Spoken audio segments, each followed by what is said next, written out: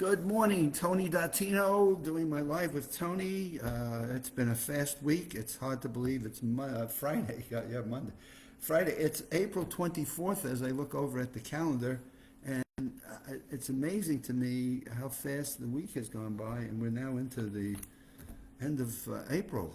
Tax day's gone, Easter is gone, and we're getting ready for May flowers. So the week has gone by fairly quickly, and certainly for me, it's been a crazy one.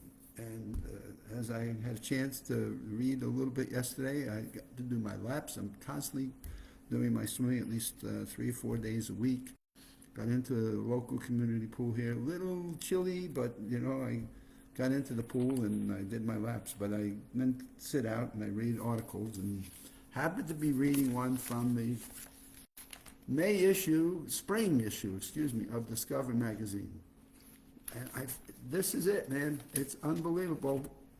The words we use when we are communicating with people make a world of difference in what people are hearing, what they are then putting into their brains, how they're processing the comprehension of those words, and then what they decide to act on and do with them. And most importantly, those that hang into memory, those that stay in their memory. So now I've heard, I've seen the word or words, I've put them in here, I comprehend them for some form of what do they mean? Should I pay attention to them? Am I going to get emotionally charged with them? Am I going to process them in a rational, sensible way? Like, what action should I take with these words that I've just read or heard? And then, how do they stay in memory? Do they lock into memory and stay there? And sometimes we get them so bad, if they're emotionally charged, we get into post-traumatic stress, and we hang on to them and hang on to them, and a word triggers a reaction to a memory and says, I've heard that word before, and it caused me to fly off the handle, or I heard that word before, and I remember a good, pleasant thing about it. And so the words we speak, which is this, the struggle to survive is the point of this article. Scientists say that the words that stand the test of time are acquired early on. They're concrete and emotionally arousing. Why are some words more successful than others? And research reveals how words secure their spot in our vocabulary. I'm reading this, and the one that really hit me as I'm reading the article, words that stand the test of time tend to bring strong emotions. So think of some words that bring strong emotions. I'm passionate about the work that I do. I love the results that I'm able to achieve. I'm excited at what's coming up this weekend and the social events that I'm going to have. I'm enthusiastic about going to this class because I just enjoy it so much, and I learn so much that makes a difference in my life. And so, as you think about, I'm terrified. This scares the ever-lovins out of me. It terrifies me to think that I've got to stand up and do this presentation. I heard this siren coming, and I see people that are in a panic. So the siren triggers a panic in my thinking. I see people rushing without regard to the traffic or the rush of what they're doing. So the words that we hear, and that combines with the sounds that go with it, can make a huge difference in how we hear them, how we put them in here, how we then process them for interpretation, and then how we use them. So here's the section that really hit me. The words that stand the test of time tend to bring out strong emotions. It doesn't matter whether those feelings are positive or negative, as I've just shared with you. The importance of words that we speak to one another.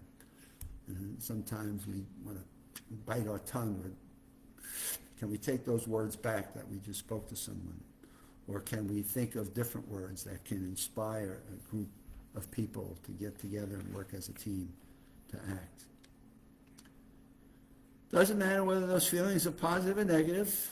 So the word sex, S-E-X, or terrorist are both provocative in their own way, obviously in different directions. I would hope that in the word sex, it leads you into a more pleasant thought process, and one, maybe it's just the word sex, which is another interesting exercise. When you see the word S-E-X, do you think of male, female, different trans? When you think of sex, what do you thought of? Or when you think of sex, are you in the physical act of thinking about the physicality of it? When you heard the word terrorist, as I heard somebody in the hospital this past week, I'm terrified at the results that I'm waiting to get. And I'm impatient over waiting several hours to get them. So they're ruminating and creating negative scenarios. So do we stop and think about the words that we speak and how we then interpret those words, and then how it causes us to have an emotional stick to them?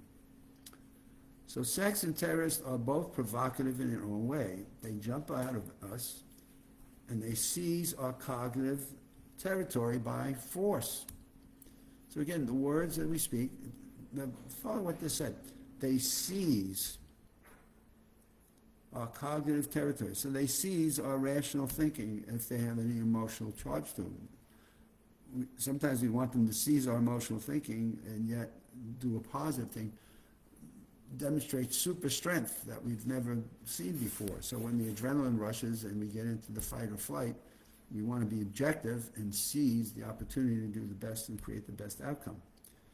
This fits with studies that show emotions enhance our memory. So when we're teaching memory techniques, one of the things that we build in there is we look for these emotional key words in trying to get somebody to remember a list of maybe their dull words, and, but, if, it, and we have them stick an emotion to those words that it helps flare up their remembrance. Maybe we're looking at person, shopping, refrigerator, banana.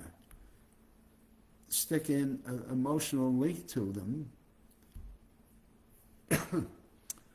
God, I'm so excited at what's in the refrigerator that I can't wait to have lunch today.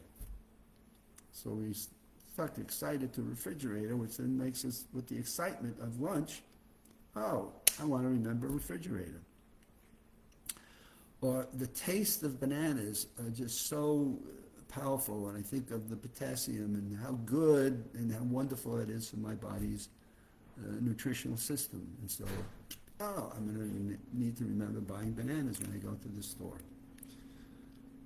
It fits the studies that show emotional arousal enhances memory.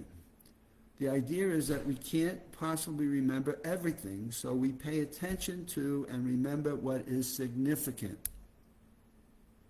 And what's arousing tends to be most significant regardless of its positive or negative associations. And so there's a simple lesson in memory, and what our mental athletes in the USA Memory Championship have been so superb at figuring out how to utilize those emotions to remember people's names and faces, list of words, different interactions in terms of how they build stories around numerical numbers and sequences.